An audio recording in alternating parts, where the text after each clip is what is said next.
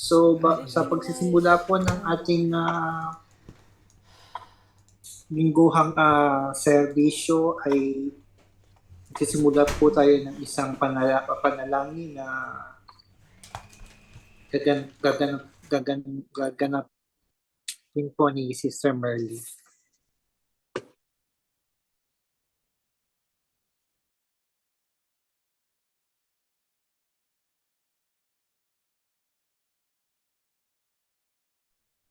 Oh, sorry po, si Sister Melinda pala ang magbibigay po ng panalangin sa atin.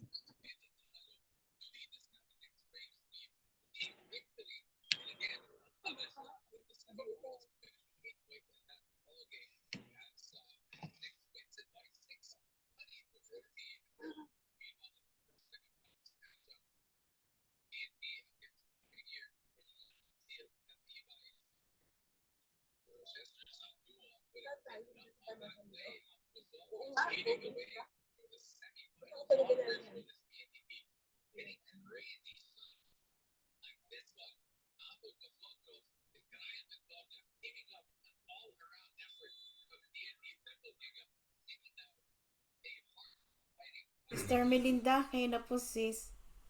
Ito. In the name of the Father, and the Son, and the Holy Spirit. Amen. Father God, we bless you. We adore you. We praise you, O Lord. Pinagbubunyi ka namin, Panginoon.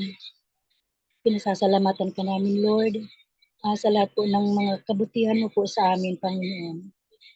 Maraming salamat po, Lord, sa pagkakataon na ito, Lord, na kami po ay nagsama-sama ulit dito po sa The Church of God in Christ Jesus.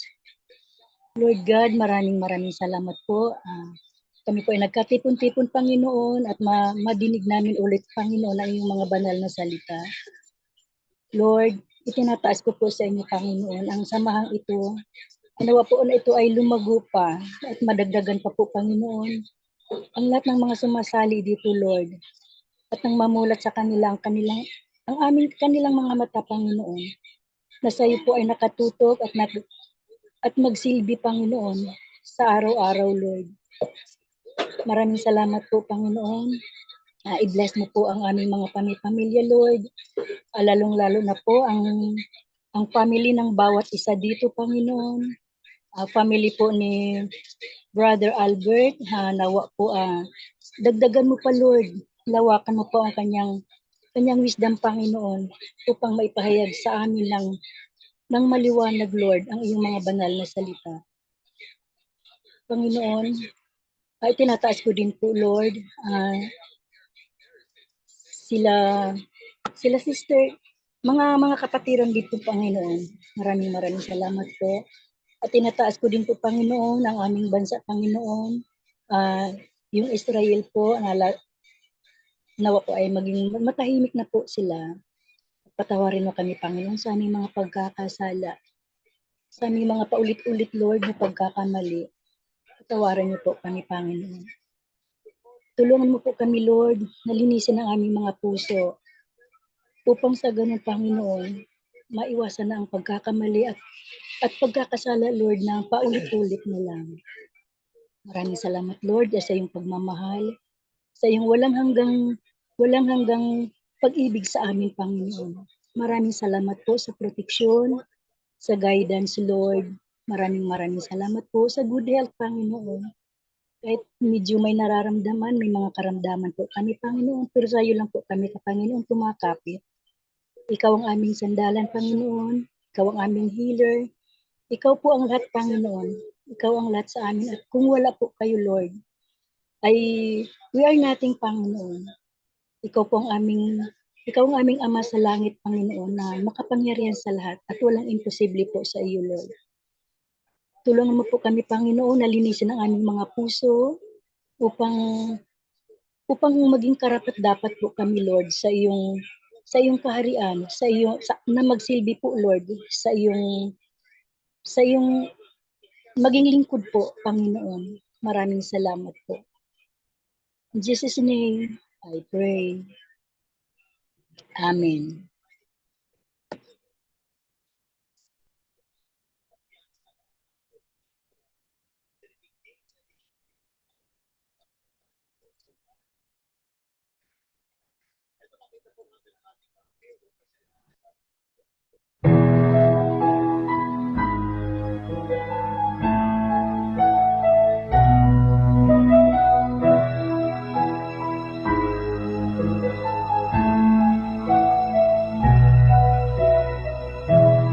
Our Father who art in heaven, hallowed be thy name. Thy kingdom come, thy will be done on earth as it is in heaven. Give us this day our daily bread, and forgive us our trespasses, as we forgive those who trespass against us.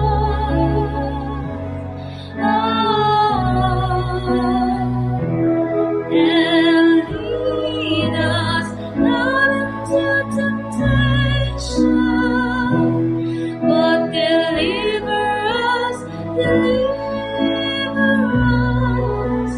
from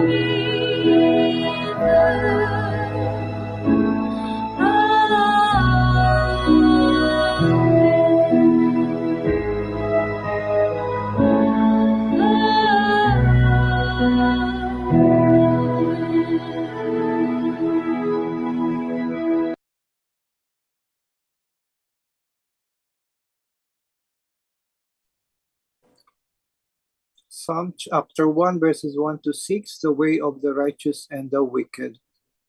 Blessed is the man who walks not in the counsel of the wicked, nor stands in the way of sinners, nor sits in the seat of scoffers.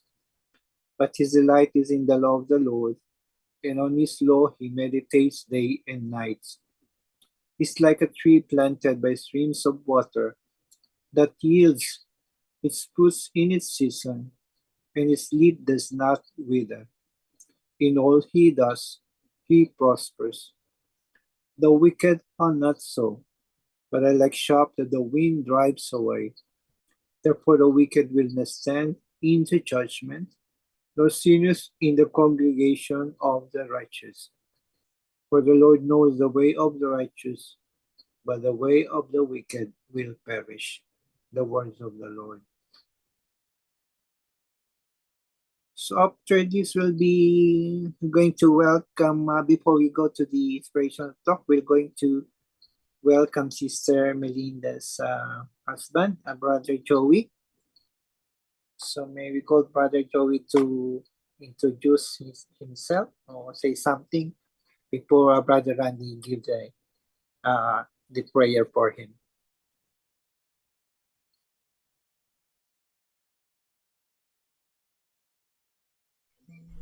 Magsasalita ka, i-introduce mo lang yung pangalan mo. Mag-introduce muli po, doon na naghuli po. Kamusta po? Si Joy. Bilisan mo na. Ito nakatutok sa ating kamera. Mag-review ka na. Ang gabi ko, ako po si Joey Bernal. Busong kapatid ni Ate Shirley. Kaya po ako, nakaharap po dito. Makilala niyo po ako. Nilapit po ako ng Panginoon. Tinawag po ako. Masaya po. Lord, dito po ako para tanggulin ko din po aking sarili. Na mabigyan ako ng malakas na pangangatawan, aking misis, Amy, lahat po ng mga kapatiran, bigyan ng malakas na katawan pang araw-araw at iligtas sa lahat ng mga kapahamakan. Thank you, Lord. bayaan. Nandyan lang po kayo. Subaybayan niyo kami. Sana po, naging maayos po ang aming paggalaw. Bigyan kami ng lakas ng katawan para ang aming mga gawain ay maging maayos. Lahat kami. Thank you, Lord. Alam ko nandiyan ka. Maraming salamat. Panginoon. Mga kapatid ko, talagang nandiyan sila, susubaybay sa akin. Mga kapatid ko may sakit. Pinipray natin po para makaligtas po sa mga anumang karamdaman. Nandiyan po ang Panginoon. Hindi kami pinababayaan. Sana, Panginoon, huwag po kayo sanang magsawa. Amin. Ang buong napakabuti ng Panginoon. Maraming salamat po. Yung isa pong kapatid, kami kapansanan, kayo po ang tumulong sa kanya na sarili niya na hindi po sana yung pababayaan. Napakabuti niyo, Panginoon. Hindi niyo siya pinababayaan. Gandit na natin.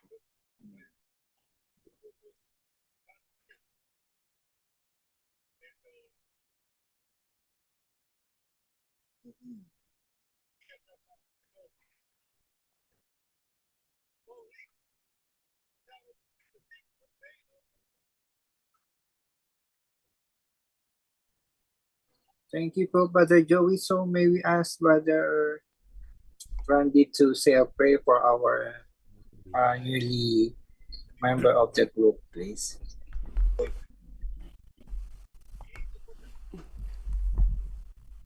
Mga kapatid, ako po inyong samahan upang ipanalangin ang ating kapatid nito na ipinadala sa atin ng ating Panginoon. Mapagpalang Ama, unang-una po sa lahat, kami po ay nagpapasalamat sa araw na ito at kami po ay muli ninyong binigyan ng pagkakataon magkasama-sama sa oras at sa iyong banal na gawain, Panginoon. Maraming salamat din, Panginoon, sa pag-aanyaya mo o pagdadala mo ng isang kaluluwa ng aming kapatid na ito na si Brother Joey Bernal at nawa, Panginoon, ay ito po ay hindi una o huli na siya ay aming makakasama at kami po ay naniniwala, Panginoon, na ang kanya pong pagdalo sa gawang ito ay hindi aksidente. Kami po ay naniniwala na ito po yung kalooban po ninyo. Ikaw po ang tumawag sa kanya sa gawain ito at na tinadalain ko rin sa iyo, Panginoon, kung ano man po ang kanilang mga pinagdadaanan ng kanyang buong sambahayan, kasama po ng kanyang asawa na si Sister Melinda, Panginoon, ay ipagkaloob niyo po sa kanila, Panginoon, ang kanilang mga pangangailangan, lalong-lalo na, Lord, sa kanilang kalusugan, Panginoon, kung ano man po ang kanilang mga pinagdadaanan sa kalusugan, ay alam namin, Panginoon, na ito ay merong dahilan kaya ito nangyayari, Panginoon, at alam namin, Panginoon, bilang iyong tinawag ay hindi mo sila pababayaan, Panginoon. At itinataas ko rin sa iyo, Panginoon, ang aming mga kapatid na ito na nawa, Panginoon, ay magpatuloy ang kanilang pagdalo sa iyong banal na gawain, sa pakikinig na iyong banal na salita, na sa ganun, Panginoon, ay makasama din namin sila sa pagtahak sa landas na ipinagkakaloob mo sa amin upang aming tahakin, Panginoon. At nawa, Panginoon, sa araw na ito ay maipagkaloob o tanggapin ni Sister Melinda ang kanyang kagalingan. Ganon din, Panginoon, si Brother Joey at ang kanilang buong sambahayan, Panginoon. Pagpapalain mo po sila. Maraming salamat po, Diyos naming Ama. At ang lahat ng ito, Panginoon, itinataas ko sa iyo sa ngalan ng iyong anak na si Jesus, naghahari noon ngayon at magpakailanman. Amen.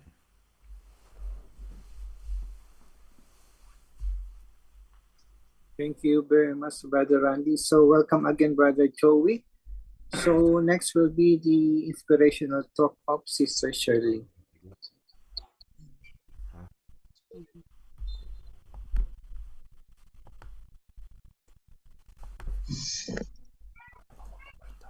Kay sarap tanggapin ang nangyayari sa aming pamilya. Ako po ay nagpapasalamat, papurit pasasalamat ang aking binabalik sa ating Diyos na buhay. At ako po ay natutuwa sa mga pagkakataong ito na magiging kapiling ko ang aking bunsong kapatid sa pananampalataya. Sana mga kapatid sa Pilipinas,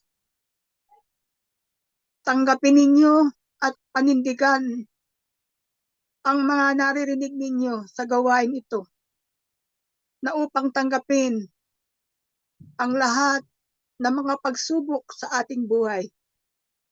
Ang akin pong tatalakayin sa hapong ito ay ako po'y bumabati sa mga taga UK. Magandang hapon po sa inyong lahat. Higit sa lahat sa ating mga minamahal na kapatid sa Pilipinas. Magandang gabi sa inyong lahat. Ang akin pong tatalakayin sa ngayon sa hapong ito ay galing po sa Romans 5, chapter 1 up to 6.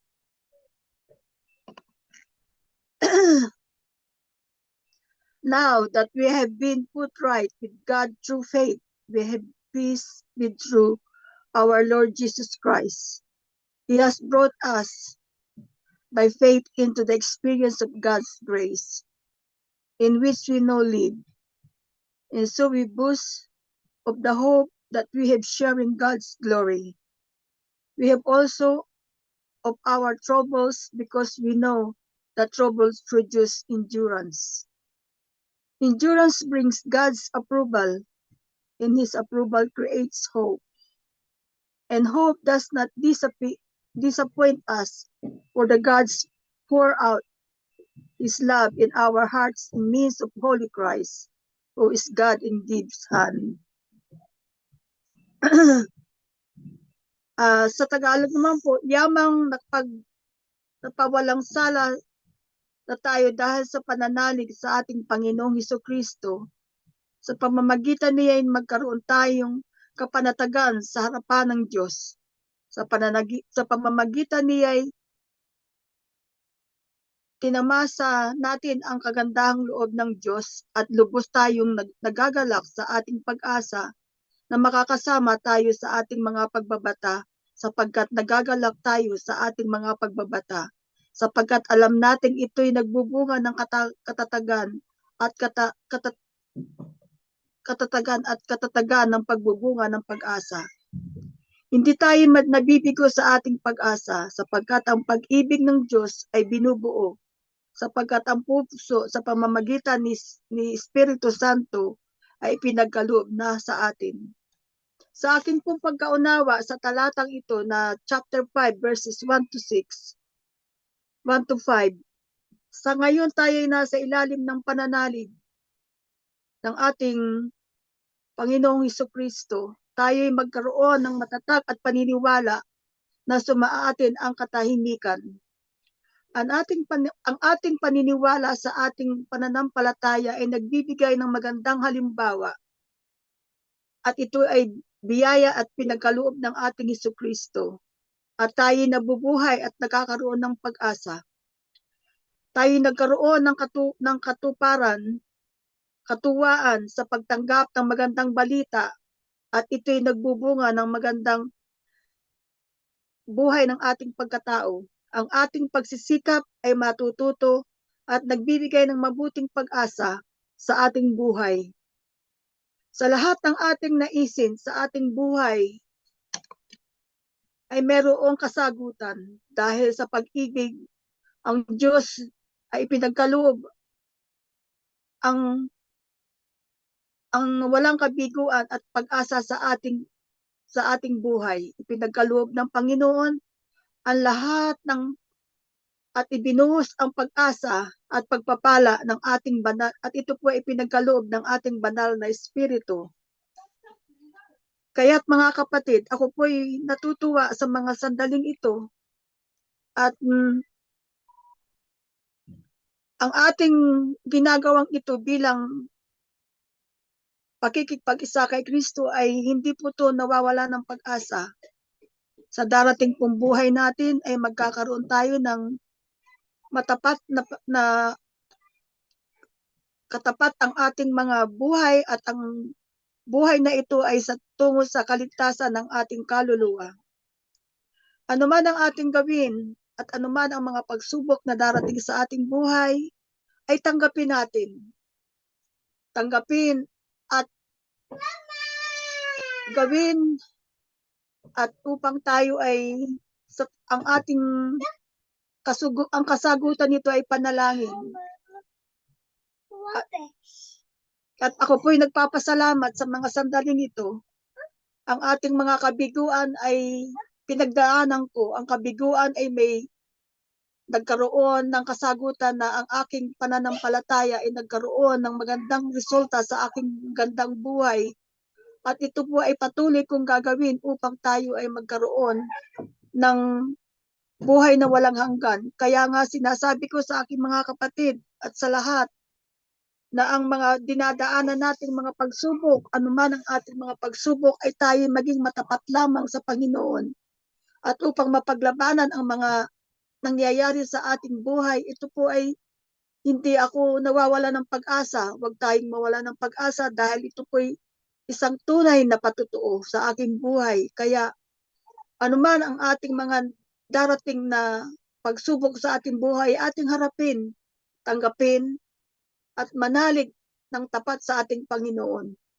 Maganda po ang ang pagsubok ay ako'y nagpapasalamat din dahil sa pagsubok na yun ay nagkaroon ka ng katatagan sa iyong pananampalataya. Kaya mga kapatid, sa aking mga hipag, sa aking mga kapatid na may mga karamdaman ay harapin ninyo. At ang mga pagkukulang sa inyong buhay ay ito po ipagkakaloob ng inyong Diyos na buhay. Kaya mga kapatid, naway kayo'y magkaroon ng katatagan sa ating pananampalataya at ito po ay ating sundin sa ating kaloob-looban, ang ating puso at ang ating kaisipan ay ipanatag lang natin na tayo nakatuon sa ating Diyos. Marami pong salamat.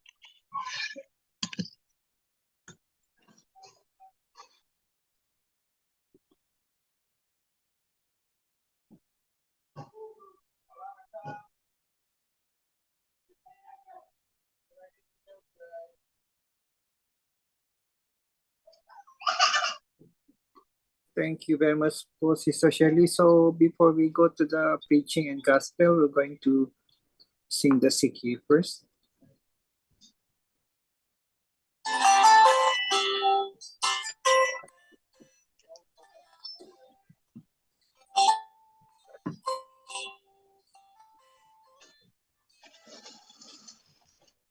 He was the kingdom of God, and his righteousness. And all these things shall be added unto you. Hallelujah, hallelujah. Man shall not live by bread alone, but by every word that proceeds from the mouth of God. Hallelujah, hallelujah.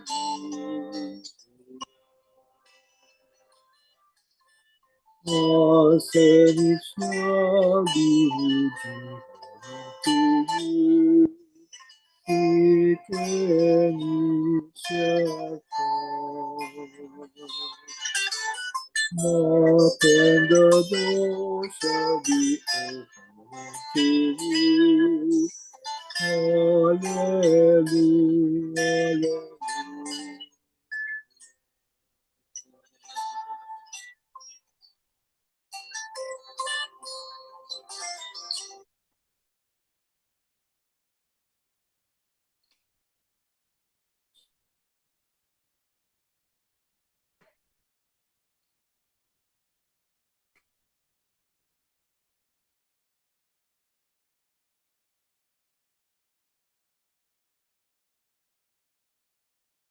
Magandang araw po mga minamahal na magulang at kapatid.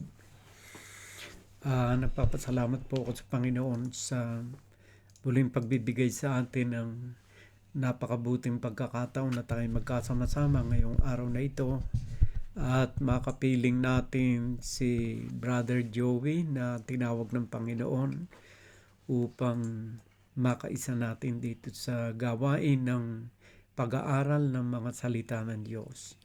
Welcome po Brother Joey, at dalangin ko na lahat ng ating mga kahilingan sa Panginoon ay ipagkaloob ng Diyos sapagkat ginagawa natin ang mga bagay na nakalulugod sa kanyang banal na paningin.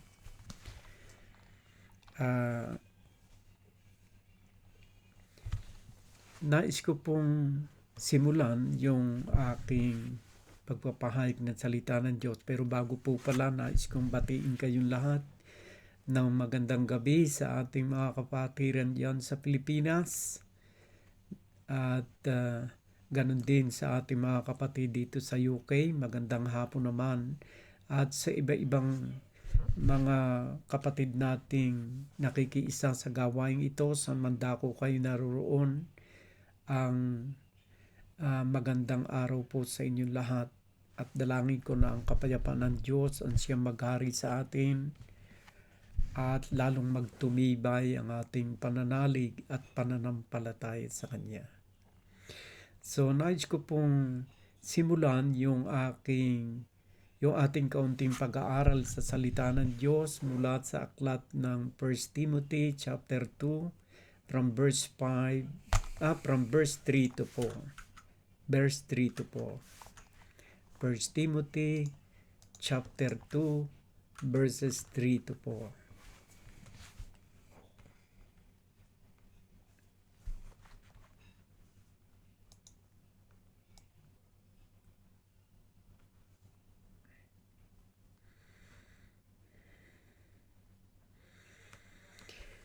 Ang sabi po rito ay ganito, "This is good and it is pleasing in the sight of God our Savior." Sa verse 4, "who desire all people to be saved and to come to the knowledge of the truth." Ano po ba yung pasaya sa ating Panginoon? Kasi sa Tagalog po, ang sabi po rito sa verse 3, "For this is good and acceptable in the sight of God our Savior." Ito'y mabuti at nakalulugod sa paningin ng Diyos na ating tagapagligtas. Ano po nakalulugod at nakabubuti sa Diyos na ating tagapagligtas? Sa verse 4 po, ang sinasabi rito ay, "who will have all men to be saved, who desire all people to be saved, and to come to the knowledge of the truth." Na siyang may ibig na ang lahat ng mga tao ay mangaligtas at mga kaalam ng katotohanan. Yung po pala nakalulugod sa Panginoon. Yung kanyang pagnanais na lahat ng tao ay maligtas. Kaya kayo pong lahat mga kapatid, welcome po sa gawain. Anuman ang inyong katayuan, anuman ang ating lahi, sa lahat ng tao, ang nais ng Diyos ay yung maligtas tayo at makaalam and to come to the knowledge of the truth.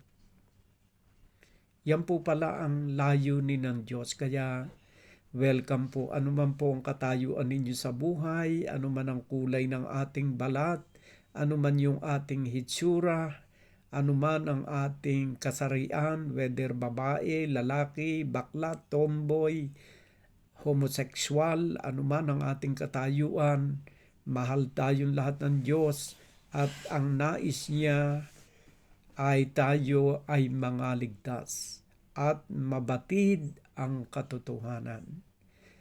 Ang katanungan po rito ay, ano po ba yung knowledge of the truth? Ano po ba yung truth na sinasabi rito? Upang ating pong ma-expand ang ating pagkaalam sa kalooban ng Diyos na nagnanais na makaalam tayo ng katotohanan. What is the truth? that he is talking in this particular verse. Buksan po natin sa aklat ng John chapter 17 verse 17. Kapitulo 17 versikulo 17. Ito po ang sinasabi. Sanctify them in the truth. Your word is truth. Kung sa Tagalog po, pakabanalin mo sila sa katotohanan. Ang iyong salita ay katotohanan. So sa pamamagitan po ng katotohanan ng Diyos na walang iba kundi yung kanyang gospel, yung kanyang mga aral, ito po yung gospel, yung truth na binabanggit dito. Yun po pala yung mga salita ng ating Panginoong Hesukristo. At yan po yung gospel na ating binabasa every Sunday. Yan po ang kapangyarihan ng Diyos sa ating buhay. Ang tayo ay maligtas sa pamamagitan ng katotohanan. Ang katotohanan po ay ang gospel o ang mga salita ng ating Panginoong Hesukristo. Basahin po natin sa aklat ng Romans chapter 1 verse 16. Ito po ang sinasabi. Romans chapter 1 verse 16. For I am not ashamed of the gospel, for it is the power of God for salvation to everyone who believes, to the Jews first and also to the Greek. Yung po palang gospel ay yung po pala ang power of God. So whatever your request today, lalo na po sa mga kapatid natin may karamdaman, tayo po'y manampalataya sa gospel o sa mga salita ng Diyos because it has power for salvation. May kapangyarihan po ito na magligtas sa bawat isa sa atin. That is why we are proclaiming every Sunday the Word of God, because we believe that it is the power of God for salvation. Naniniwala po kami na walang bagay na imposible sa salita ng Diyos. To everyone who believes, ang kailangan po kasi yung ating pananampalataya, mga kapatid. At yan po yung tinalakay ni Sister Shirley, yung pagtibayin po natin yung ating pananampalataya sa Diyos. At ang pananampalataya po ay makakamit natin, ay maiintindihan po natin sa pamamagitan ng truth o ng gospel ng ating Panginoon Jesucristo, ng kanyang mga banal na salita. Pero ang pananampalataya po, mga kapatid, kailangan lumago. Kailangan po kasi lumago ang pananampalataya. At habang tayo po'y lumalago sa pananampalataya, mas lalong nagiging powerful ang mga salita ng Diyos. Kasi alam po ninyo ang pananampalataya, paniniwala sa kanyang mga salita. Ay paano po ba tayo lalago sa ating pananampalataya? Kailangan po kasi lumago eh. Pero meron po kasing pananampalataya, walang pag-asang lumago. Walang pag-asang lumagong pananampalataya. Meron po sinasabi sa Biblia na mga kadahilanan kung bakit hindi nalago ang pananampalataya.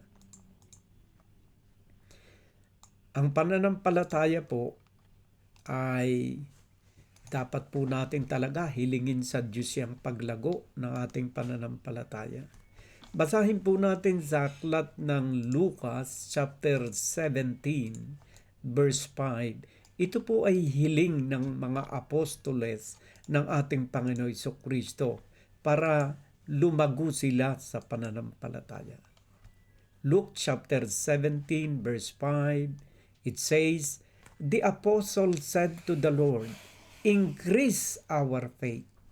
At ano po naman ang tugon ng ating Panginoon Jesucristo sa verse 6?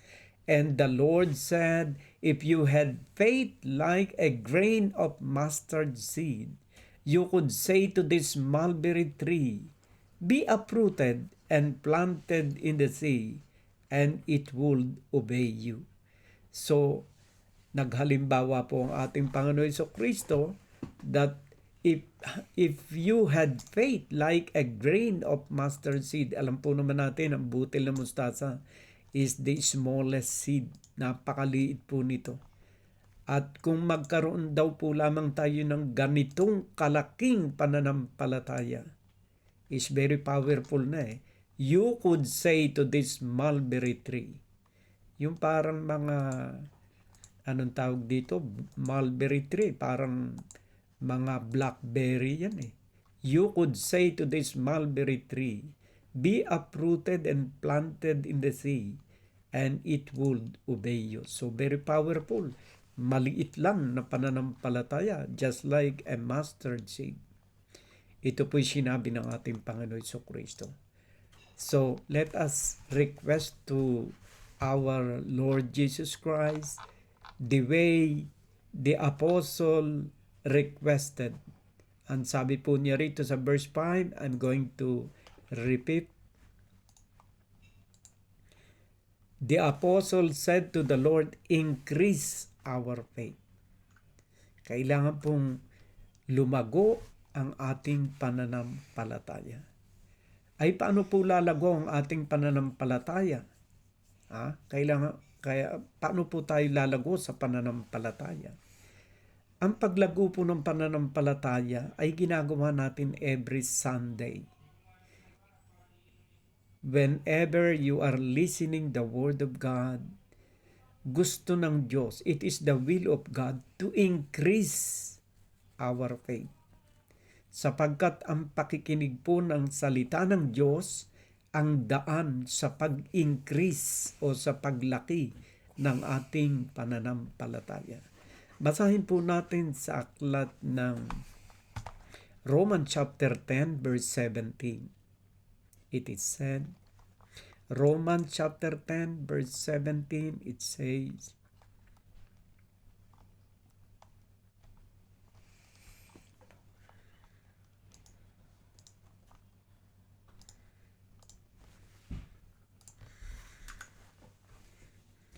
so faith comes from hearing, and hearing through the word of Christ. So kung gusto mo po na lumakas ang iyong pananampalataya sa Diyos, lumago ang ating pananampalataya sa Diyos, kailangan po tayo ay laging makikinig. We must always listen to the Word of God. The problem to some of the people nowadays, they have no time of hearing the Word of God. Kaya pagdating ng pagsubok, mahina, madaling bumigay, madaling mawala ng pag-asa, because yung magpapalakas sa ating faith in God ay hindi natin ginagawa. Sabi po rito sa Romans chapter 10 verse 17, so faith comes from hearing. Kailangan po talagang tayo makinig. At alam po ninyo, ang pakikinig, blessing po yun. Nagdadala po iyon ng blessing. So faith, gusto mong lumago sa pananampalataya, you want to increase your faith, and sabi rito, so faith comes from hearing, and hearing through the word of Christ. And that is the gospel. So whenever you are hearing the gospel of our Lord Jesus Christ, that is, your faith is increasing, my dear brothers and sisters. And then, don't you know, my dear brothers and sisters, that by hearing the word of God, not only that you are increasing your faith, but also you are being blessed by God. Tatanggap ka ng mga pagpapala. And you will be surprised that whenever you are hearing the word of God with faith, my dear brothers and sisters, miracles happen in our life because we are being blessed. Let us read in the book of Revelation chapter 1 verse 3. We are being blessed whenever we are hearing the Word of God. At sabi po rito, blessed is the one who read aloud the word of this prophecy. If you are reading the Bible, if you are reading the Word of God, you are being blessed. And equally blessed if you are hearing the Word of God. And it says, and blessed are those who hear and who keep what is written in it, for the time is near. So if you go away from hearing the Word of God, if you are go away from reading the Word of God, you are going away to be blessed. So in order to be blessed, you must continue reading the Word of God. In order to be blessed, you must continually hearing the Word of God. If you stop hearing the Word of God, you are rejecting the blessing of God. So I'm very happy that each and every one of you are always present every Sunday. And with that, it will increase your faith to God and you will be blessed by God. Huwag po kayong hihinto sa pakikinig ng salita ng Diyos. It is the power of God. It is the blessing of God. We must always read. We must always hear. You know why? Because we do not know what will happen in the future. But God knows what will happen in the future.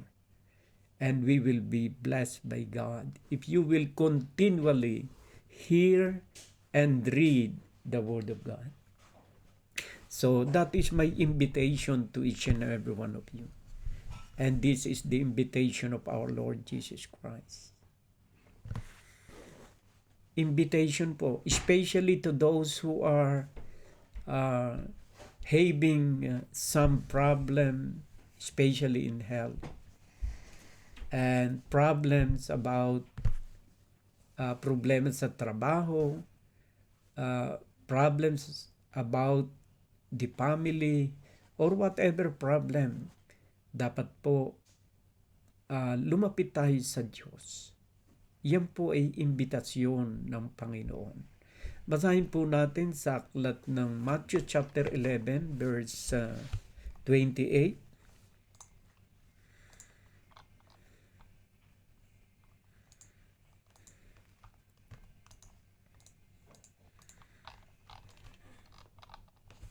Ang sabi po rito ay ganito. Matthew chapter 11 verse 28. Mateo kapitulo 11 versikulo 28. Come to me all who labor and are heavy laden, and I will give you rest. This is the invitation of our Lord Jesus Christ. And if you have faith to our Lord Jesus Christ and you have faith to His Word, we will have this invitation of our Lord Jesus Christ. We have to accept the invitation of our Lord Jesus Christ. Come to me, all who labor and are heavy laden, and I will give you rest. Sa verse 29, take my yoke upon you. You know what is yoke? Yoke is the teaching of our Lord Jesus Christ. Yoke is the word of our Lord Jesus Christ. Yoke is the gospel of our Lord Jesus Christ. Take my yoke upon you and learn from me, for I am gentle and lowly in heart, and you will find rest for your soul. Ang kapahingahan po ay hanapin natin sa ating Panginoong Hesukristo. At ang kapahingahan po ay masusumpungan natin sa kanyang mga salita. Maaring kayo'y nawawalan ng pag-asa. Pero kapag ikaw ay nakinig ng kanyang mga banal na salita, magkakaroon ng panibagong lakas ang iyong katawan, ang iyong isipan, ang iyong puso, and you will have hope. Magkakaroon ka ng kapahinga ng iyong isipan. You don't have to carry all the problems on your heart and on your mind. Kailangang ilagak natin sa Diyos ang ating mga kabalisahan. Ayaw ng Diyos na tayo ma-depress. Bakit iisipin natin ang iisipin ang ating katayuan sa buhay at ang nagaganap sa ating buhay? Samantalang pwede naman tayong lumuhod, idalangin natin sa Diyos ang ating mga kabalisahan. Actually, our Lord Jesus Christ is inviting each and every one of us. Ilagay mo nga uli sa verse 28, Kobe, please. Come to me all who labor and are heavy laden, and I will give you rest. This is very powerful word of our Lord Jesus Christ. Makapangyarihan po ang salitang ito, mga kapatid. At ito ang panawagan niya sa bawat isa sa atin ngayon. Hali kayo na lubhang nabibigatan sa inyong mga pasanin sa buhay at bibigyan ko kayo ng kapahingahan. Kahit anong klase na nagpapabigat sa ating kalooban, kahit anong problema na tinataglay ng bawat isa sa atin, kahit gaanong kagrabe ang ating karamdaman, kayang ibigay ng Diyos ang kapahingahan sa bawat isa sa atin. Why? Because He is powerful God. Walang imposible sa Diyos kung mayroong kang pananalig at pananampalataya sa Kanya. Kaya lamang ang sabi niya sa 29 ay ganito, upang magkaroon tayo ng kapahingahan at sa mabibigat na mga problemang ating nararanasan sa buhay, ang sabi niya sa 29, take my yoke upon you. Gawain mo kung anong ipinagagawa sa iyo ng Panginoon. Take His word. Kuhanin mo ang kanyang salita. Panaligan mo ang kanyang mga salita. Umasa ka sa kanyang mga salita. Take my yoke upon you. Yoke ay yung teaching of our Lord Jesus Christ, the gospel of our Lord Jesus Christ, commandments of our Lord Jesus Christ. Yan po yung yoke. Take my yoke upon you and learn from me. Matututo po tayo sa kanyang mga salita. For I am gentle and lowly in heart, and you will find rest for your soul. Kaya mahalaga po yun, yung ating pakikinig ng salita ng Diyos. Mahalaga po ang pag-aaral ng salita ng Diyos. Yan po yung yoke na ibinibigay niya sa bawat isa sa atin.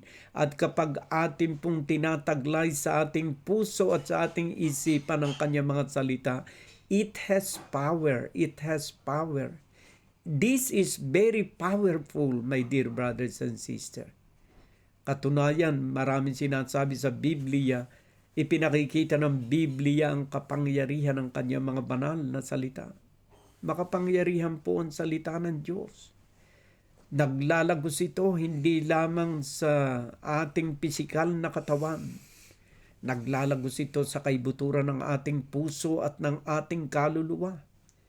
Kaya nga po ang isang mga addict o drug addict o yung mga kriminal ay nababago ng salita ng Diyos because it has power to change our life. Basahin natin sa aklat ng Hebrew chapter 4 verse 12. Ito po sinasabi.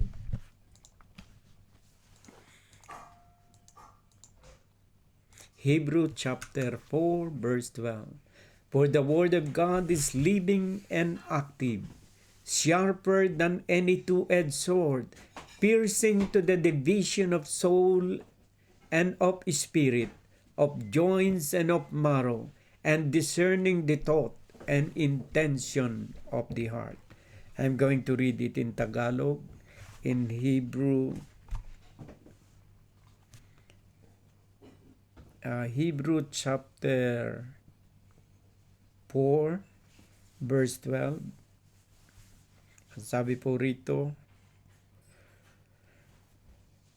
sapagkat ang salita ng Diyos ay buhay at mabisa at matalas kaysa alinmang tabak na may dalawang talim, at bumabaon hanggang sa paghihiwalay ng kaluluwa at espiritu, ng mga kasukasuan at ng utak, at madaling kumilala ng pag-iisip at ng mga haka ng puso ng tao. Kaya nga po sa kapangyarihan ng salita ng Diyos, maraming tao ang nagsigaling. Maraming tao ang nabago at nahango sa iba't ibang uri ng bisyo. Maraming mga drug addict ang bumalik sa dating matinong pamumuhay. Maraming mga nabago sa buhay ng isang tao dahil sa kapangyarihan ng salita ng Diyos. And the Word of God is still living and active today kung ikaw ay sasampalataya rito. Buhay ang salita ng Diyos at active. Kaya niyang baguhin anuman ang ating kinakaharap sa kasalukuyan. Kung karamdaman ng iyong kinakaharap sa kasalukuyan, manampalataya ka sa salita ng Diyos. Ito'y may kapangyarihan na luminis ng ating buong katawan, ng ating espiritu at ng ating kaluluwa. Tatlo po iyan na nililinis ng salita ng Diyos. Kaya huwag tayong mabalisa sa kung anumang nagaganap sa ating buhay. Kagaya na nasabi ko, ang pananampalataya napakahalaga. Pero meron pong hadlang kuminsan kung bakit hindi lumalago ang ating pananampalataya. Kahit na tayo'y makinig ng makinig, kuminsan ay dapat na lumago pero hindi lumalago. Bakit po? Meron pa rin nagiging problema sa ating pananampalataya. Basahin po natin sa aklat ng James chapter 2 from verse 17. Babasahin po natin. James chapter 2 from verse 17. Ito po nagiging dahilan kung bakit hindi lumalago. James chapter 2 verse 17 pala ko, hindi 4. James chapter 2 verse 17. Ito po ang nagiging dahilan, kaya dapat po tayo ay hindi lamang nakikinig, hindi lamang nagbabasa, kailangan po ating gagampanan kung ano ang sinasabi ng salita ng Diyos.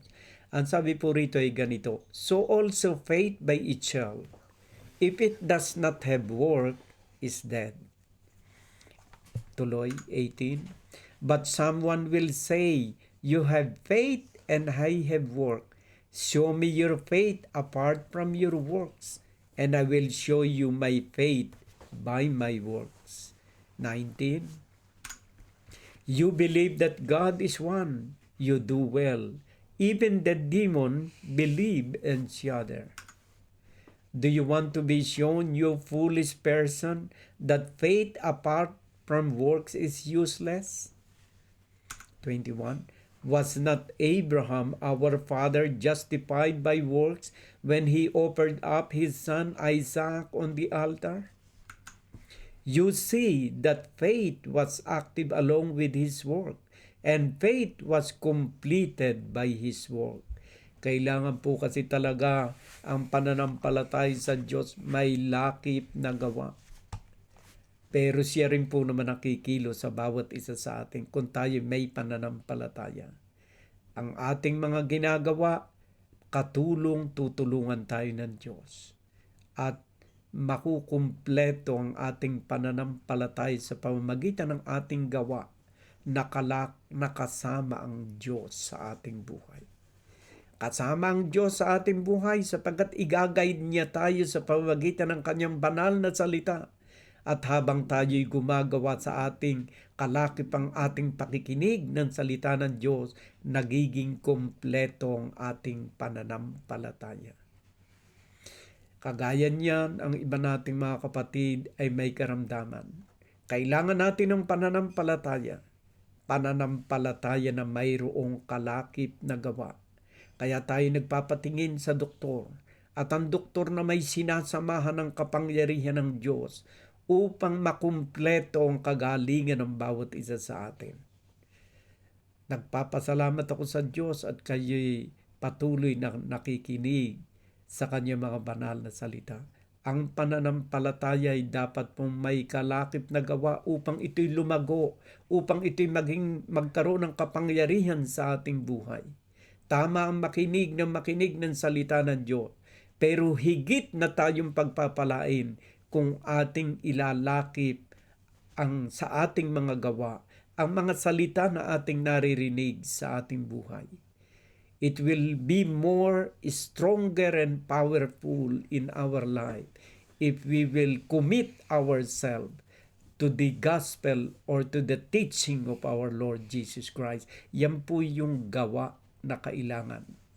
Sa verse 26, ito po sinasabi, James 2:26. Pakilagay mo nga, Kobe. For as the body apart from the spirit is dead, so also faith apart from work is dead.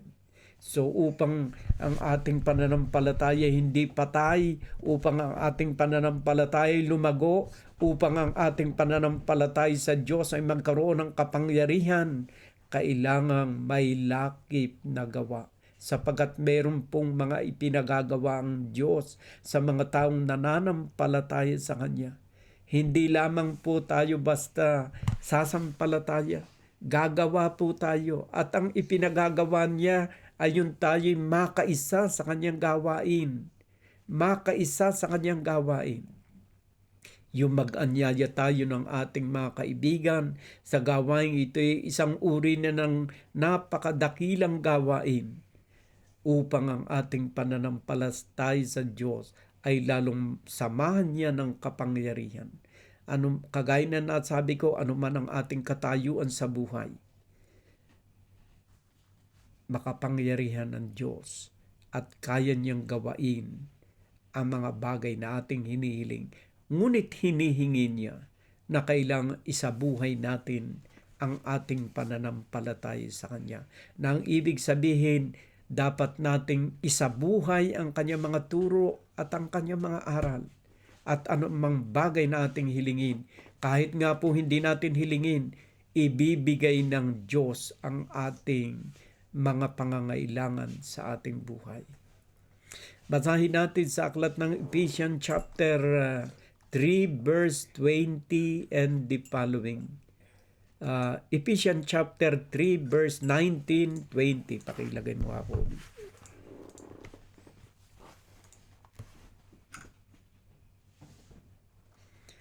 And to know the love of Christ that surpasses knowledge, that you might be filled with all the fullness of God.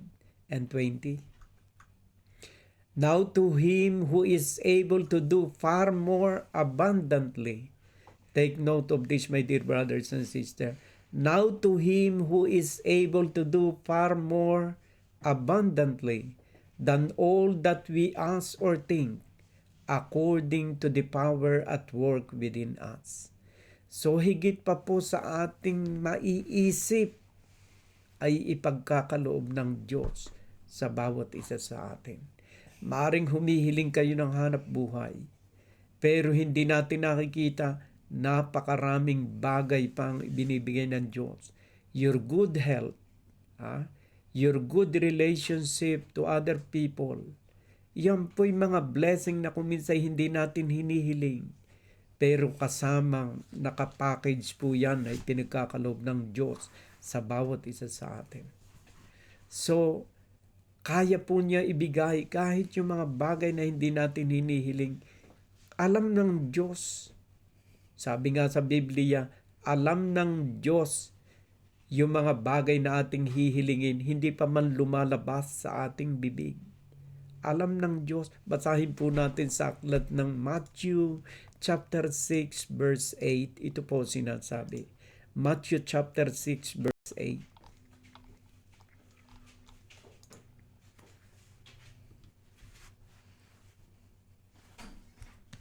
Do not be like them. Sa verse 7 muna, simulan natin. And when you pray, do not heap up empty praises as the Gentiles do, for they think that they will be heard for their many words. And verse 8, do not be like them, for your Father knows what you need before you ask Him.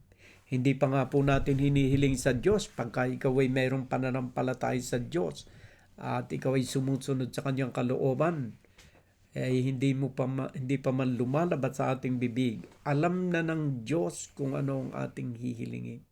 Ganyan po ang kapangyarihan ng Diyos ng Biblia. Ganyan po ang kapangyarihan ng Diyos sa ating buhay. Lahat ng ating pangangailangan, alam ng Diyos. Kahit nga po yung bagay na hindi natin hinihiling, ipinagkakaloob niya sa atin. Kasi package po ang pagbibigay niya ng mga biyaya sa mga taong may takot sa Kanya, nakikinig at sumusunod sa Kanyang banal na kalooban. Kaya dapat po package din yung ating pagsunod sa Kanya. Nagbabasa ka ng Biblia, you are reading the Bible, you are hearing the Word of God, and you do whatever you heard from Him. Yung po ang sinasabi roon sa Revelation chapter 1 verse 3. Pakilagay mo nga uli, Kobe. Kailangan po kumpletong ating pagsunod. Blessed is the one who read aloud the words of this prophecy, and blessed are those who hear.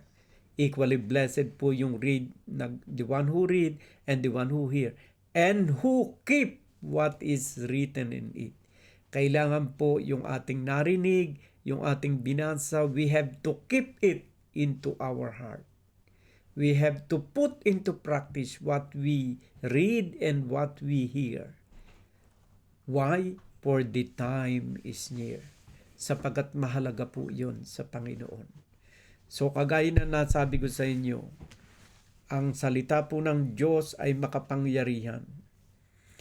Kung tayo po ay mananampalatayan ng buong puso, ay ipagkakaloob po ng Diyos ang lahat ng ating mga hinihiling sa Kanya.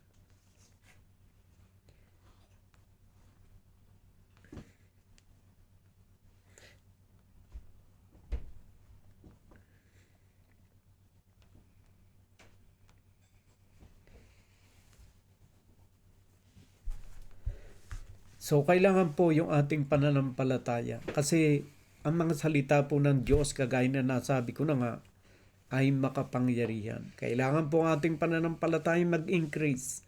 At ang pag-increase po nito, kailangan may kalakip na gawa. Ang ibig sabihin, pagsunod sa kanyang kalooban. Makapangyarihan po. Kasi ang mga salita po ng Diyos, marami pong dapat na sundin. Marami pong ipinasusunod sa atin. At bawat pagsunod, mga kapatid, mayroon niyang himala na kalakip sa ating buhay. Sa mga anak, mayroong utos ang Diyos. Sa mga magulang, may utos ang Diyos.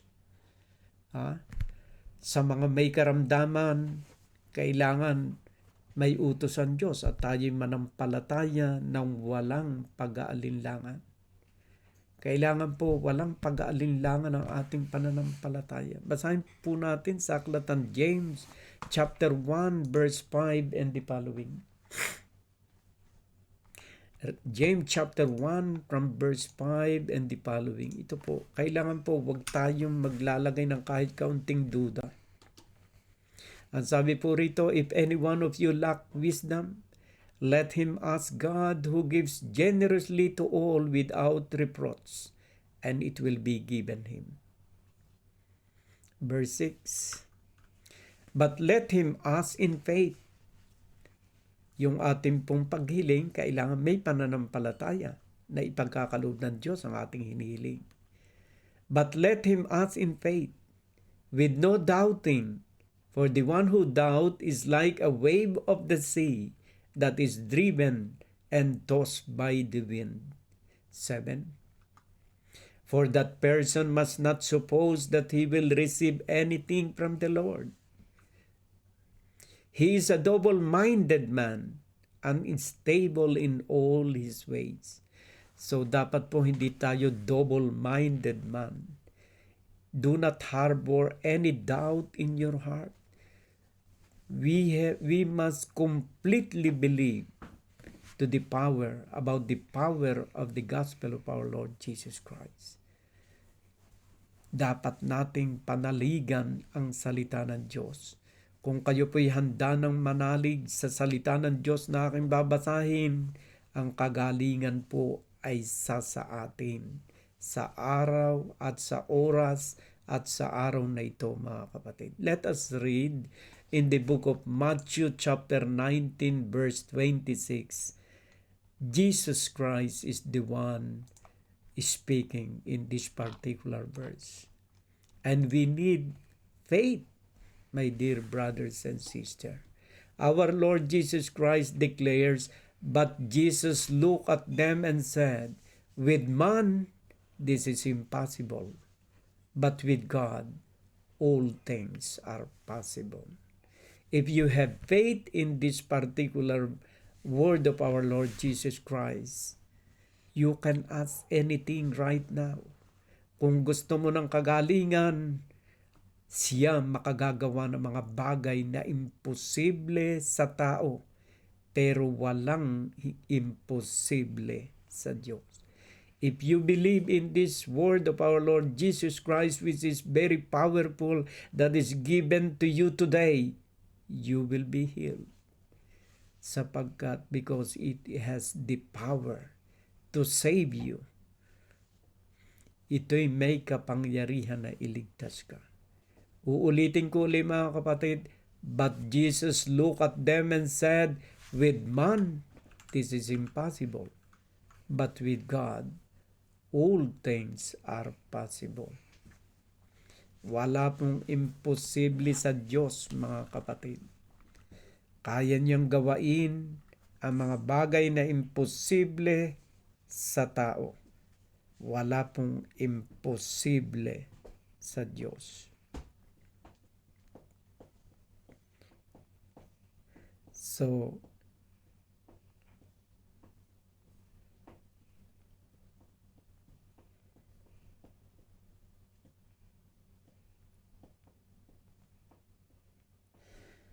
yan po ay mga salita po ng ating Panginoon Jesucristo, mga kapatid.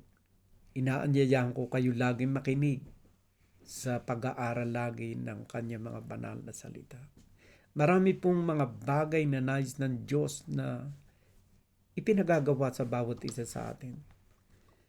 At upang lalo po tayong marinig ng Panginoon, kailangan alsin natin yung mga hadlang na yan sa kaibuturan ng ating puso, yung mga pagdududa, yung mga bagay na hindi kalugod-lugod sa Kanya na ating ginagawa. Alisin po natin lahat yan. Because it create wall or barriers between you and God. Kailangan po alisin natin yan. Basahin po natin sa aklat ng Isaiah chapter 59 verse 1 and 2. Alisin po natin yung mga, kung baka may puot kayo, kapatid. Isaiah chapter 59 verses 1 and 2. Kung meron tayong puot, galit sa kaibuturan ng ating puso, kung meron tayong mga hinanakit, alisin po natin yan. Yan po ay mga nagiging hadlang sa ating panalangin. Behold, the Lord's hand is not shortened, that it cannot save, or his ear dull, that it cannot hear. But your iniquities, alam po ninyo, iniquities yung mga kasalanan natin. But your iniquities have made a separation between you and your God, and your sin have hidden his face from you, so that he does not hear. So ito po isang bagay na nakikita natin na nagiging dahilan na nakakahadlang upang makamit natin yung ating inaasam-asam na hinihiling natin sa Diyos. Kailangan po ay alisin natin yung mga hadlang na ito sa ating puso. Yung mga iniquities o mga kasalanang ito.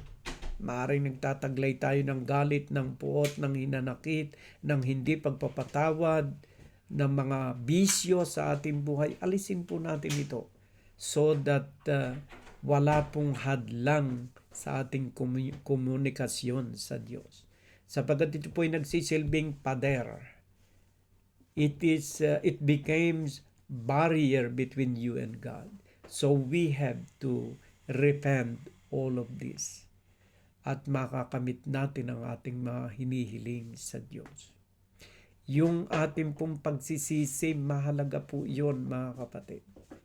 Pagsisihan po natin ang ating mga nagawang pagkukulang at pagkakamali, utos po yun ng Diyos. Sapagkat ang mga kasalanan pong ito nagsiseparate sa atin sa Diyos.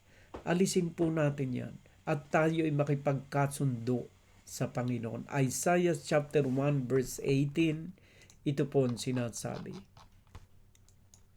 Isaiah chapter 1 verse 18.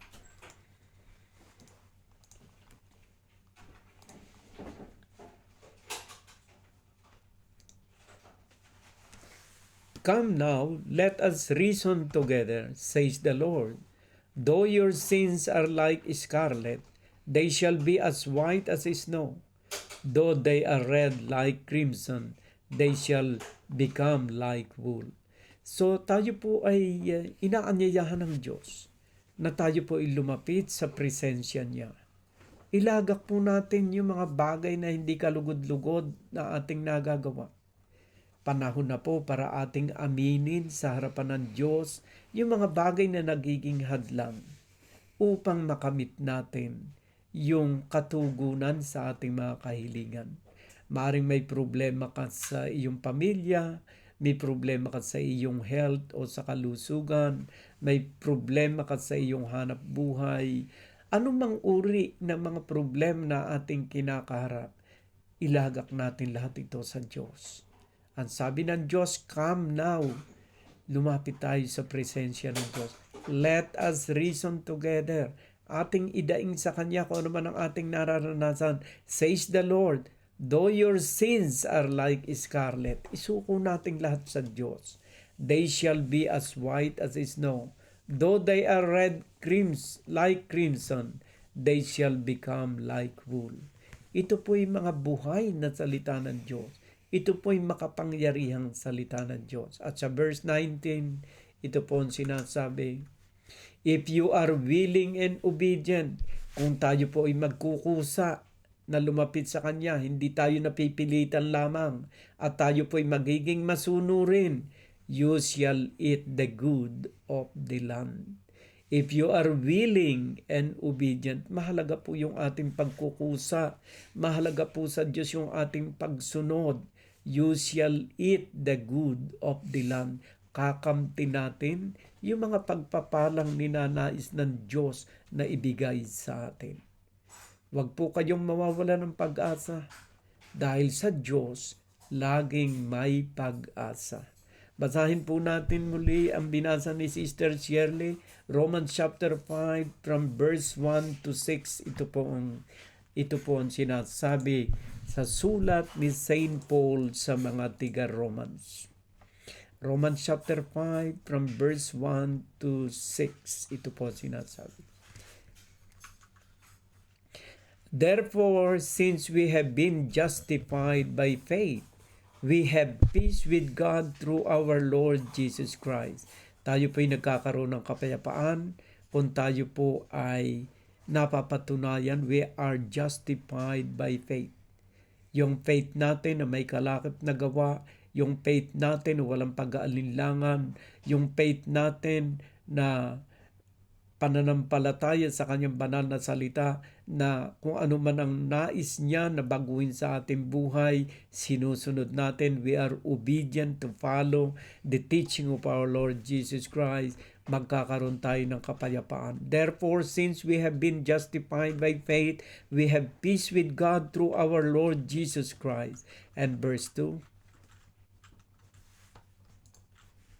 through Him we have also obtained access by faith into this grace in which we stand, and we rejoice in hope of the glory of God. Tayo po may kabuluhan ng ating pag-asa. Kasi ang ating pag-asa ay nakabatay sa ating sinasampalatayanan at sa ating pinaniniwalaan. At ang ating pananampalataya ay may lakip na gawa at walang bahid dungis ng pag-aalinlangan. Through Him we have also obtained access by faith into this grace in which we stand, and we rejoice in hope of the glory of God. And verse 3, more than that, we rejoice in our suffering. Kuminsan po, may mga suffering to test our faithfulness to God. May mga suffering po ang mga Kristiyano noong unang panahon. Knowing that suffering produces endurance. Kasi ang pananampalataya po dapat may kasamang may kalakip ding suffering upang lalong tumibay at mayroon ding kasamang kalakip na pagtitiis upang lalong magtumibay ang ating pananampalataya sa Diyos. More than that, we rejoice in our suffering, knowing that suffering produces endurance. And verse 4,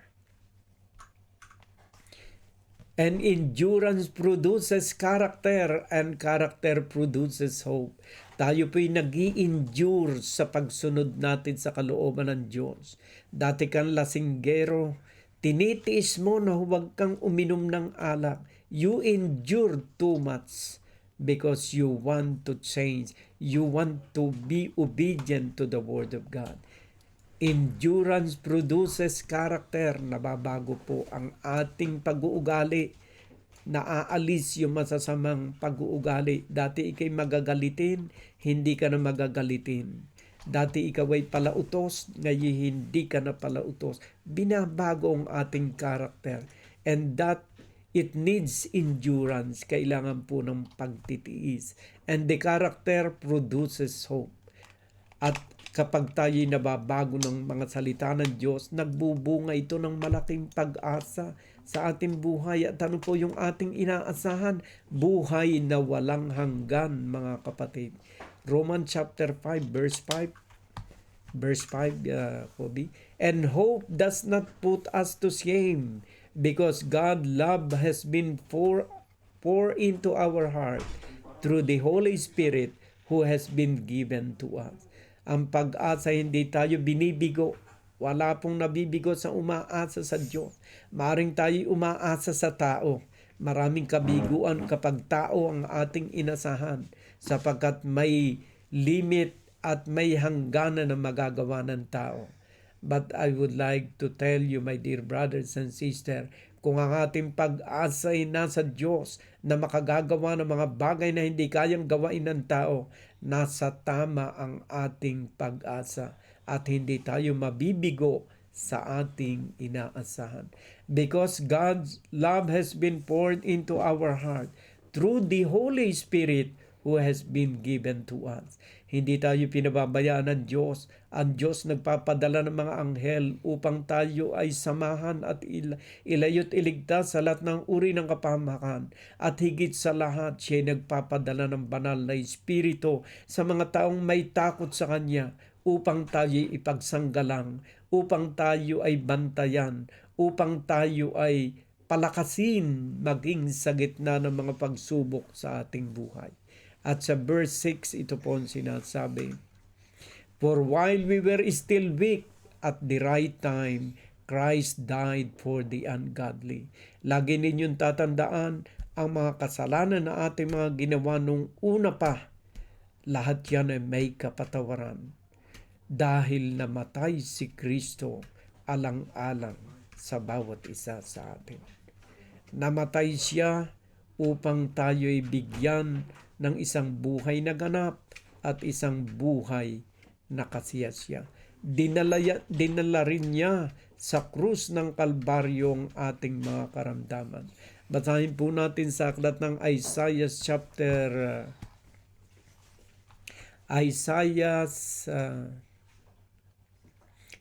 5 from verse 3. Ito po sinasabi.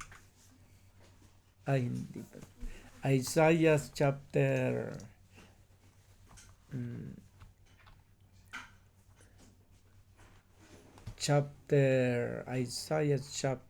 23 yata yun. Nakalagay mo ako, kasi Isaiah 23 nga ba yun?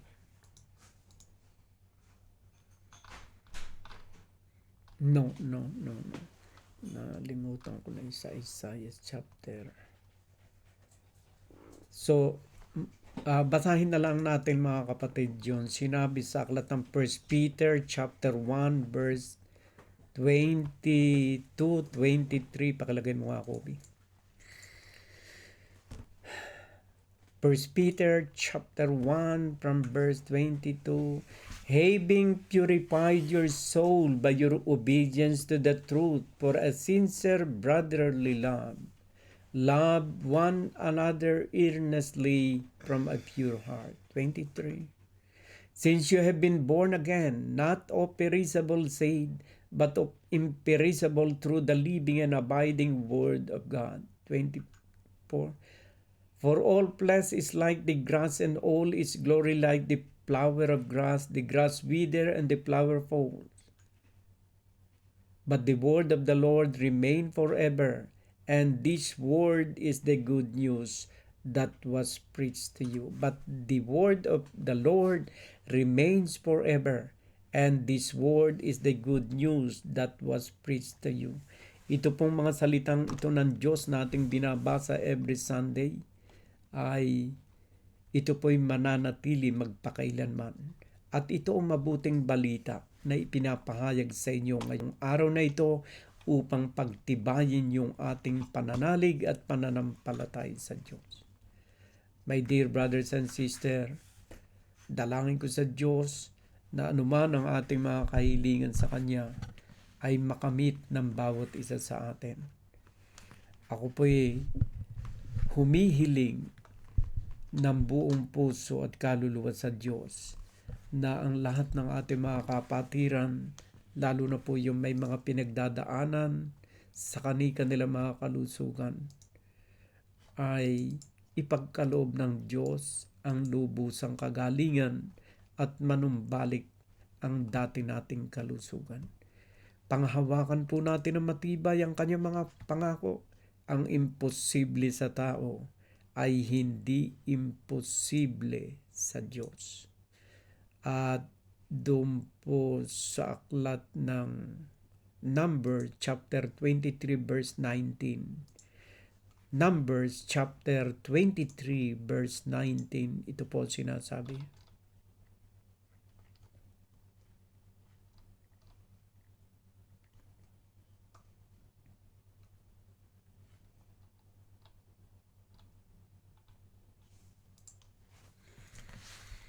Numbers chapter 23 verse 19.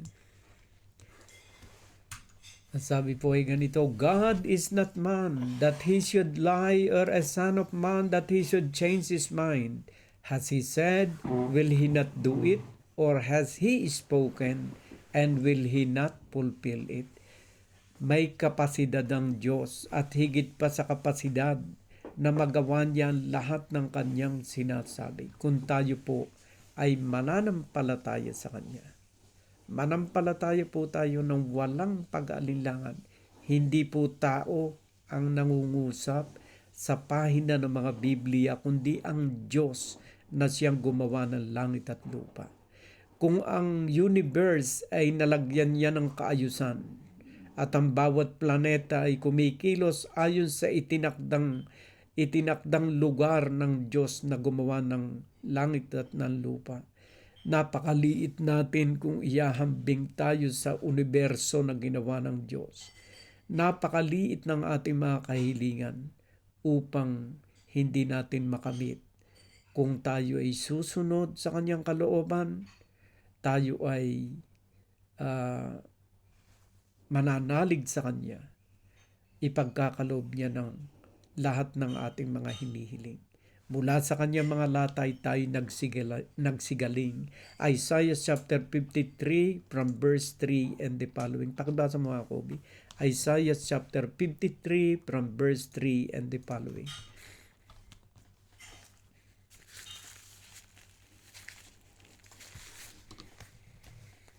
Ang sabi po rito ay ganito, He was despised and rejected by men, a man of sorrows and acquainted with grief, and as one from whom men hide their faces, he was despised, and we esteem him not. Surely he has borne our griefs and carried our sorrows, Yet we esteem him stricken, smitten by God, and afflicted. But he was wounded for our transgression. Ito po yung dinala ng Panginoon Jesucristo sa krus. Ang sabi po niya, sabi po ni Prophet Isaiah, but he was wounded for our transgression. He was crushed for our iniquities. Upon him was the chastisement that brought us peace, and with his stripe we are healed. Mula sa mga latay ng Panginoon na tinanggap niya sa tuktok ng Kalbaryo, tayo ay magsisigaling. Whether it is spiritual, physical, emotional,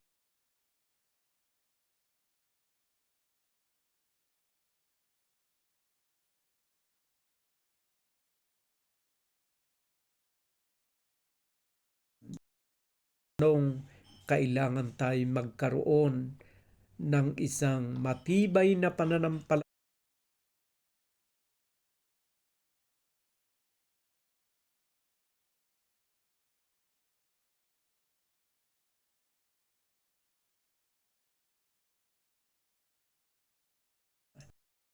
kaloob ng Diyos ang lahat ng ating mga kahilingan. Dalangin ko sa Diyos na bawat isa sa inyo ay magkaroon ng kapayapaan sa mga oras sandaling ito, at dalangin ko muli sa Diyos na ipagkaloob ang lahat ng ating mga kahilingan. Ang kapayapaan at ang kanyang pag-ibig ang siya maghari sa bawat isa sa atin, ngayon at maging sa mga darating na panahon ng ating buhay. Amen.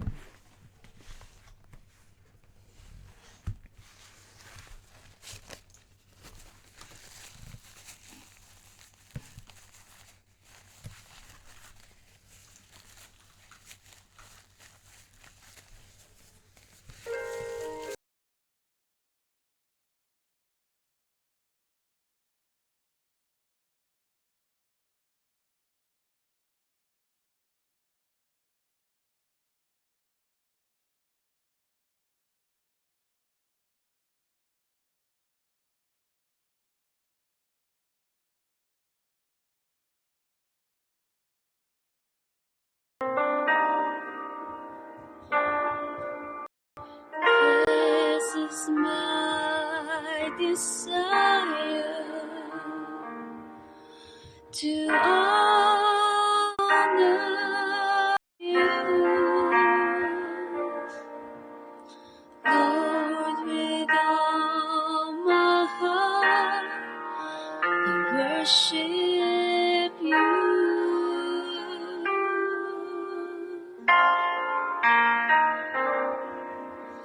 All I have within me, I give you praise. All that I adore is in you.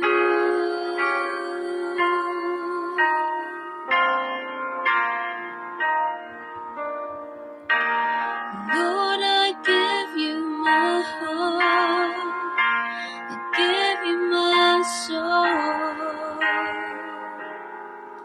I live for you alone. Every breath that I take, every moment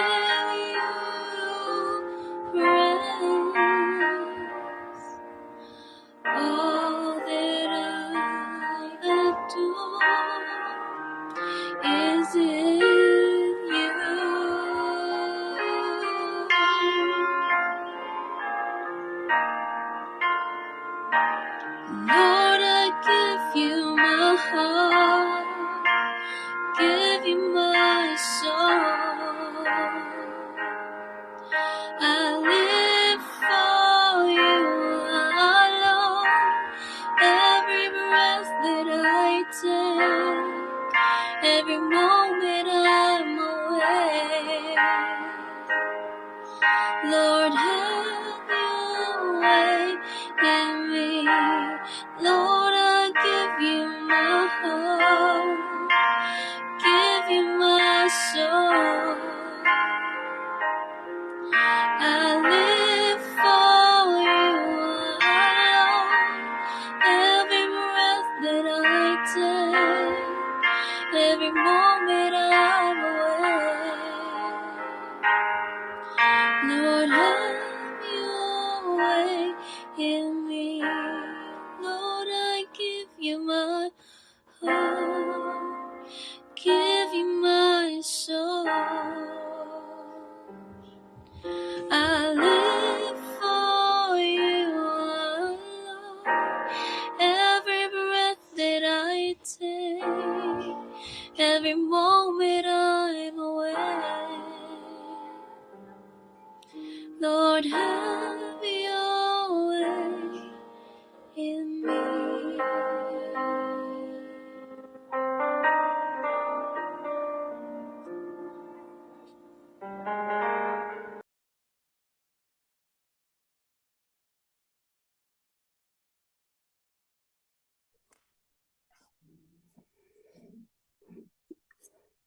Maraming salamat po, Panginoon, sa araw na ito, Lord. Dahil muli na naman po namin nagampanan ang aming gawain, Panginoon, dito sa Church of God in Christ Jesus, Panginoon. Maraming salamat po, Panginoon, sa pagsama-sama namin sa araw na ito, Panginoon. At naway muli po kaming dadami, Panginoon, sa aming gawain na ito, Panginoon, para po makinig ng inyong mga banal na salita, Panginoon, sa pamamagitan po ni Brother Albert at ni Brother Kobe, Panginoon. Lord, itinataas ko po sa inyo ang aming kapatid na ito, Panginoon, 10 ng kanyang pamilya, Panginoon. Bigyan niyo pa po siya ng mas marami pang kaalaman, Panginoon, para po mas marami pa siyang masaliksik, Panginoon, na mga bagay sa inyong mga banal na salita, Panginoon, para po ma-share niya sa amin, Panginoon. At kami po taos pusong makikinig, Panginoon, sa inyong mga banal na salita. Maraming salamat po, Panginoon, sa lahat ng mga blessings, Panginoon, na aming natatanggap sa araw-araw, Panginoon. At maraming salamat po sa pag-guide sa amin, Panginoon, sa pagmamaneho ninyo sa aming mga buhay, Panginoon. Itinataas ko rin po sa inyo, Panginoon, si Sister Shirley, Panginoon, 10 ng kanyang pamilya, Panginoon. At nagpapasalamat po kami dito sa kapatid namin ito, Panginoon, dahil akay na po niya lahat ang kanyang mga pamilya, Panginoon, at sumusunod po sila at nakikinig po sa inyong mga banal na salita. Maraming salamat po, Panginoon, sa inyong kapangyarihan, Panginoon, para po maakay sila dito, Panginoon, sa Church of God in Christ Jesus, Panginoon. Bigyan niyo po ng Panginoon ng kalakasan palagi si Sister Shirley, Panginoon, at ang kanyang buong pamilya, Lord. I-guide niyo po sila palagi, Lord. Huwag niyo po silang pababayaan, Lord. Ilayo niyo po sila sa kapahamakan, Panginoon. Ganon din po, Lord, itinataas ko rin po sa inyo si Sister Levi, Brother Randy, Panginoon, at ang kanilang buong pamilya, Panginoon. Huwag niyo rin po silang pabayaan, Panginoon. Lagi niyo rin po silang i-guide, Panginoon, sa kanilang mga puntahan at sa kanilang mga trabaho, Lord. Lord, itinataas ko rin po sa inyo si Conchita Panisalis, Panginoon, na nanay ng kaibigan ni Sister Levi, Panginoon, na sa ngayon, Panginoon, ay nasa hospital siya, Lord. Pagalingin niyo po siya, Lord. Hipuin niyo po siya, Lord, sa kanyang nararamdaman at takpan niyo po siya, Panginoon, ng inyong mga palad, Panginoon, at ang inyong balabal, Panginoon. Itakip niyo po sa kanya, Panginoon. Pagalingin niyo po siya, Lord, sa kanyang nararamdaman, Lord. Ganon din po, Lord, itinataas ko rin po sa inyo si Brother Bert, Panginoon, at ang kanyang asawa, Panginoon, ang kanyang buong pamilya, Lord. Lagi niyo rin po siyang gabayan, Lord, at i-guide, Panginoon, sa kanilang mga trabaho, Panginoon, sa kanilang pinupuntahan sa araw-araw, Panginoon, pati ang kanyang mga anak, Panginoon, at ang kanyang asawa, Lord. Lagi niyo po silang gabayan, Panginoon. Lord, itinataas ko rin pa sa inyo sila Sister Merly, si Sister Joyce, Panginoon, at si Sister Melinda, Panginoon, at ang kanyang asawa na si Brother Joey, Panginoon. Naway magtuloy-tuloy po, Panginoon, ang kanilang pakikinig sa inyong mga banal na salita, Panginoon. Lagi niyo po silang i-bless, Panginoon, at lagi niyo po silang i-guide, Panginoon. Iligtas niyo po sila palagi, Panginoon, sa mga karamdaman. Ilayo niyo po sila, Panginoon, sa mga kapahamakan. Lalo na po si Sister Melinda, Panginoon, na naggagamot ngayon, Panginoon. Gabayan niyo po siya, Lord. Si Sister Merly, Panginoon, lagi niyo po silang samahan, Panginoon, sa kanilang mga pagpapagamot, Panginoon, at pagalingin niyo po sila, Lord. Si Sister Joyce, Panginoon, na kasalukuyang namumroblema siya, Panginoon, sa kanyang anak, at naway malutas na po, Panginoon, ang kanyang dinadala, Panginoon. Pagaanin niyo po, Panginoon, ang kanyang dinadala, Panginoon, 10 ng nilang mga pamilya lahat sa Pilipinas, Panginoon. Lord, itinataas ko rin po sa inyo, Panginoon, ang aking buong pamilya, Panginoon. Kayo na po ang bahala sa kanila, Panginoon. Iniluluhod ko po sa inyo, Lord, ang kanilang mga kaligtasan, Panginoon, ang aking mga apo, Panginoon, aking mga anak, aking asawa, at aking mga kapatid, Panginoon. Kayo na po ang bahala sa kanila, Lord. Lalo na po, Panginoon, ang aking anak na nasa loob ngayon, Panginoon. Hipuin niyo po palagi ang kanyang puso at kaisipan, Panginoon. Alam ko po, Panginoon, na mabait yung anak ko na yun, Panginoon. Nalulog lang po siya sa mga barkada niya, Lord. Alam niyo rin po yan, Panginoon, na mabait ang anak ko na yun, Panginoon. Kayo na po ang bahala sa kanya, Panginoon. Ganon din po, Lord, ang aking anak na nasa Hong Kong, Panginoon. Nagpapasalamat po ako, Panginoon, na kahit busy siya sa kanyang trabaho, Lord, ay laging nasa isip niya ang kayo, Panginoon. Hindi po kayo nawawala sa kanyang kaisipan, Panginoon, at lagi niyang ipinapangaral sa kanyang mga anak, Panginoon, ang inyong mga banal na salita. Gabayan niyo rin po siya, Panginoon, at lagi niyo pong hipuin ang kanyang amo, Panginoon, na maging mabait palagi sa kanila, Panginoon. Lord, nagpapasalamat po ako, Panginoon, dahil unti-unti na pong gumagaling ang aking kapatid, Panginoon. Iniluluhod ko po siya sa inyo, Panginoon, na pagalingin niyo na po siya ng tuluyan, Panginoon. Alam ko po, Lord, na kayo po ang pinakamagaling na doktor, Panginoon, sa buong mundo. Wala na pong hihigit sa inyo, Panginoon. Kayo po ang pinakamagaling na doktor, Panginoon, at makapagpagaling ng kahit na anumang sakit, Panginoon. Maraming salamat po, Lord, sa pag-guide sa amin, Panginoon, sa araw-araw, Panginoon. Maraming salamat po sa lahat ng mga blessings, Lord. Itinataas ko rin po, Panginoon, ang aking sarili, Panginoon. Kayo na po ang bahala sa akin, Lord. Lagi niyo po akong gabayan, Panginoon. Bigyan niyo po ng kapangyarihan ng aking kamay, Panginoon, para po mapabuti ko po ang aking mga trabaho, Panginoon. Maraming salamat po, Lord. Ganon din po, Lord. Itinataas ko rin po sa inyo ang aking mga kasamahan dito, Panginoon. Aking mga kasamahan sa trabaho, Panginoon. Gabayan niyo po kami, Panginoon. I-guide niyo po kami palagi, Panginoon. Itinataas ko rin po sa inyo, Panginoon, ang buong mga bansa, Panginoon, na mga may gira, Panginoon. Patigilin niyo na po, Panginoon, dahil kawawa po ang mga bata at matatanda, Panginoon, na hindi nila mailigtas ang kanilang mga sarili, Panginoon. Liwanagan niyo po ang isip ng mga namumuno, Panginoon, sa mga bansang yun, Panginoon, ang Israel at ang Palestine, Panginoon. Ganon din po, Lord, ang aming bansa, Panginoon, na Pilipinas at ang China, Panginoon. Naway matigil na po, Panginoon, ang mga alitan, Panginoon, sa aming mga bansa, Panginoon. Maraming salamat po, Lord, sa inyong kapangyarihan, Panginoon, at sa paggabay ninyo sa amin at sa lahat ng mga blessings, Panginoon. Maraming salamat po. In Jesus' mighty name I pray. Amen. Let's thank the Lord.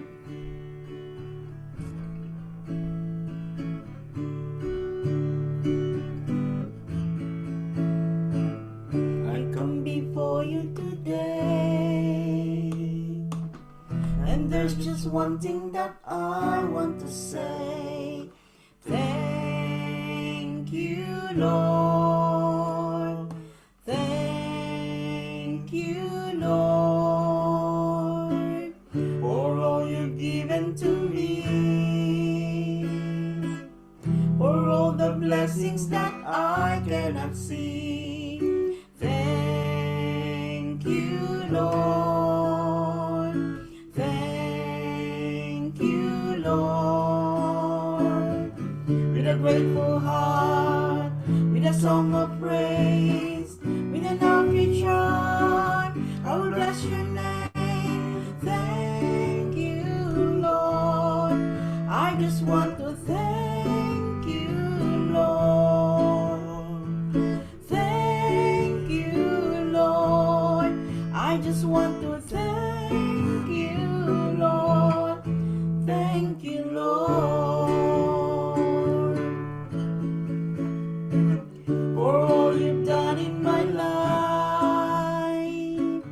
You took my darkness and gave me your light. Thank you, Lord. Thank you, Lord. You take my sin and my shame.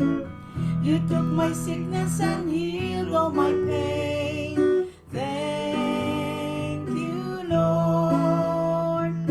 Thank you, Lord. With a grateful heart, with a song of praise, with an outstretched arm, I will bless your name. Thank you, Lord. I just want to thank you, Lord. Thank you, Lord.